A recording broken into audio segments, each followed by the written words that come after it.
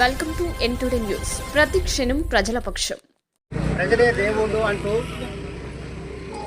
తెలుగుదేశం పార్టీని అన్న నందమూరి తారక రామారావు గారు 1982 మార్చి 29వ తారీఖున ఎమ్మెల్యే క్వార్టర్స్లో హైదరాబాద్లో స్థాపించడం జరిగింది. దాని బాబతర ఇప్పటి వరకు 44 సంవత్సరాలు పూర్తయిపోయి 45వ సంవత్సరంలో అడుగు పెడుతున్నాము. మరి ఒక ప్రాంతీయ పార్టీ ఇంతగా సుదీర్ఘంగా ఉండటం అనేది మరి ప్రపంచ చరిత్రలోనే చాలా గొప్ప విషయం.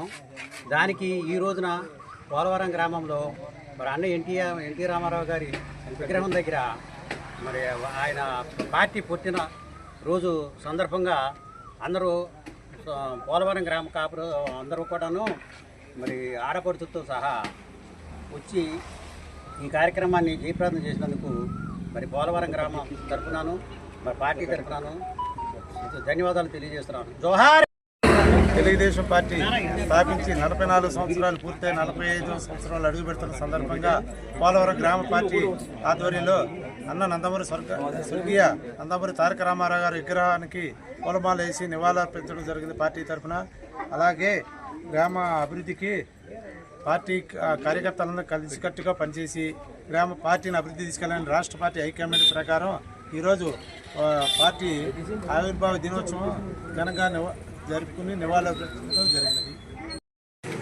ఈరోజు తెలుగుదేశం పార్టీ పుట్టిన 44 నుండి 45 సంవత్సరాల సందర్భంగా ఎన్టీఆర్ బొమ్మ వద్ద ఇది ఘనంగా జరుపుకోవడం జరుగుతుంది. పార్టీ ఆవిర్భావ దినోత్సవం అన్న ఎన్టీఆర్ గారి ఆస్థానం గారు మేమందరం బాగా కృషి చేసి అభివృద్ధి చేద్దామని చెప్పేసి మాకు ఈరోజు పోలవరంలో జరిగేటువంటి ఈ 45వ వార్షికోత్సవాన్ని పురస్కరించుకొని మరి అతి త్వరలోనే సిల్వర్ జూబ్లీ కూడా మనం జరుపుకోవాలని మరి తెలుగుదేశం పార్టీ కార్యకర్తలకి అలాగే తెలుగుదేశం పార్టీ మహిళా మండలికి తెలుగుదేశం పార్టీ నాయకులకి మరి